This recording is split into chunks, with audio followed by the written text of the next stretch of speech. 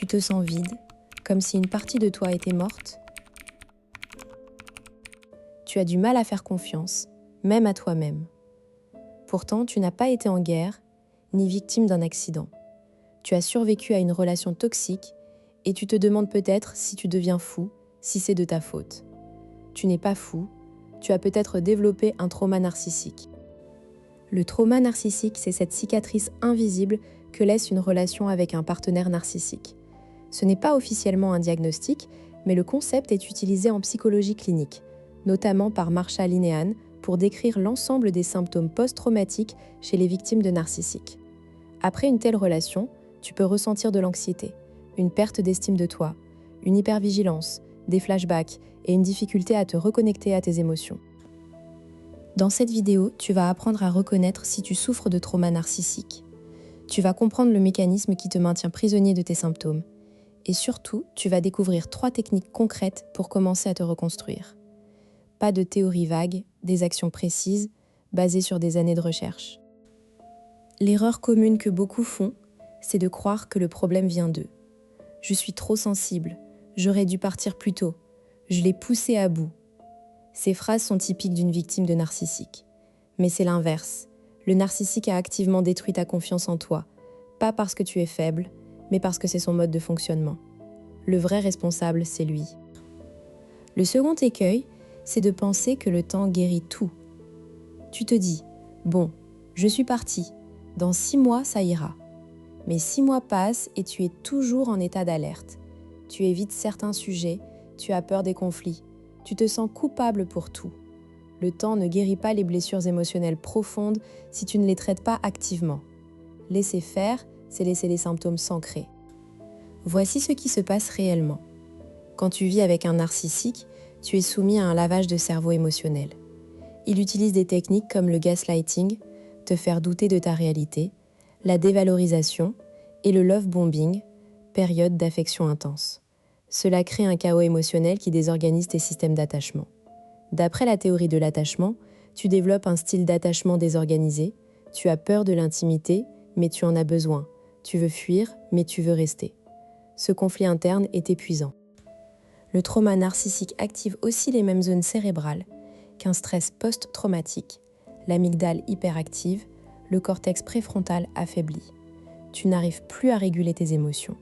Tu réagis de manière excessive à des situations banales. Un simple mot peut te faire fondre en larmes ou exploser de rage. Ce n'est pas un défaut de caractère, c'est physiquement dans ton cerveau. Mais la bonne nouvelle, c'est que le cerveau est plastique. Tu peux le rééduquer. Prenons l'exemple de Sophie. Sophie est une architecte de 34 ans qui vit à Toulouse. Elle vient de quitter une relation de 3 ans avec Marc. Extérieurement, tout allait bien. Marc était charmant, drôle, attentionné, mais en privé, il la critiquait constamment. Rien n'était jamais assez bien. Son travail, sa tenue, ses amis. Il lui disait qu'elle était trop sensible quand elle protestait. Parfois, il était adorable, lui offrant des fleurs et des voyages. Ces montagnes russes émotionnelles l'ont rendue dépendante. Quand Sophie a finalement rompu, elle s'est effondrée. Pas de tristesse normale. Elle se sentait vide, sans but. Elle avait peur de tout, de sortir, de parler à des gens, de faire un nouveau projet. Elle se réveillait avec des palpitations, elle pleurait sans raison. Elle culpabilisait. Si j'avais été plus forte, ça aurait marché. Elle avait des flashbacks de disputes où elle se voyait impuissante. Elle ne faisait plus confiance à personne, surtout aux hommes. Un jour, elle est allée voir une psy spécialisée dans les traumatismes. La psy lui a dit « Sophie, tu as été victime d'un abuseur narcissique. Ton cerveau s'est adapté pour survivre. Les symptômes sont normaux. » Sophie a été soulagée d'apprendre qu'elle n'était pas folle. Elle a commencé un travail de reconstruction. Au début, elle ne savait même pas ce qu'elle ressentait vraiment. Elle avait perdu le contact avec ses émotions.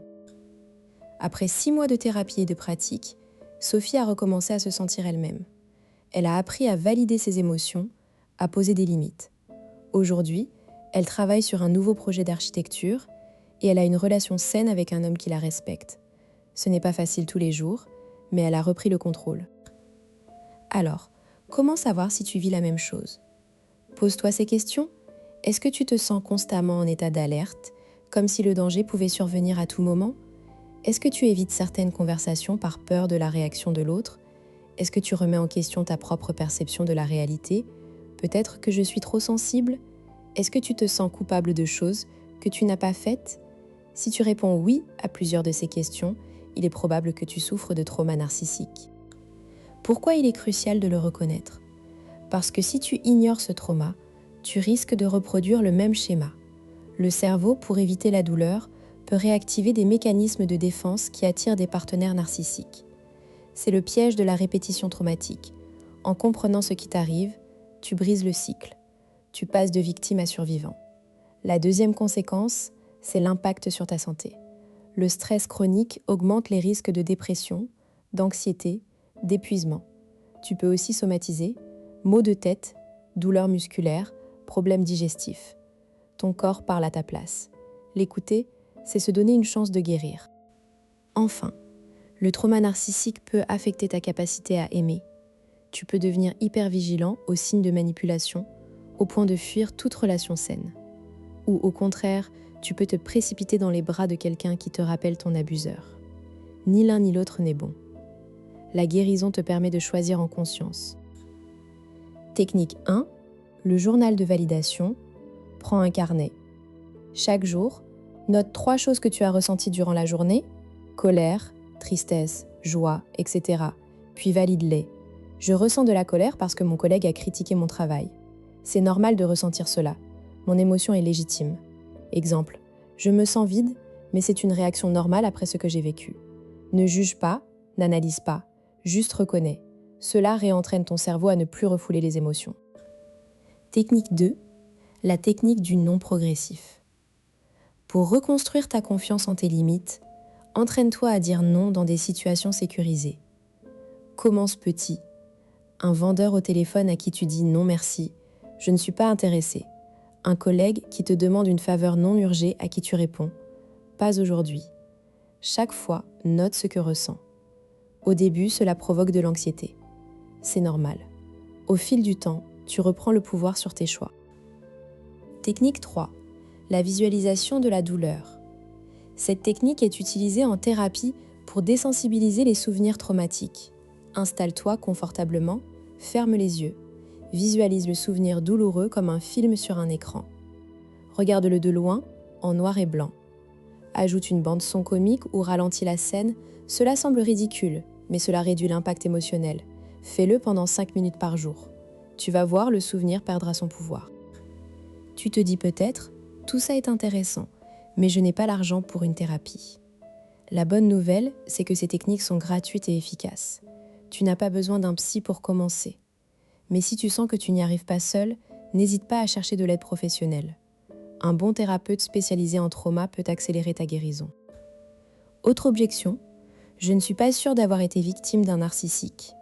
Si tu te poses la question, c'est déjà un signe. Les victimes de narcissiques ont souvent du mal à étiqueter ce qu'elles ont vécu. Relis les signes, critiques constantes, dévalorisation, cycle de love bombing et de dévalorisation. Si ça te parle, fais confiance à ton intuition. Enfin, j'ai peur de ne jamais m'en remettre. La guérison existe. Des milliers de personnes s'en sont sorties. C'est un chemin, pas une destination. Tu peux te reconstruire, tu as déjà fait le premier pas. Comprendre ce qui t'arrive. Ça demande du courage. Tu es en train de reprendre le contrôle. Rappelle-toi Sophie. Elle pensait ne jamais s'en sortir. Aujourd'hui, elle est libre.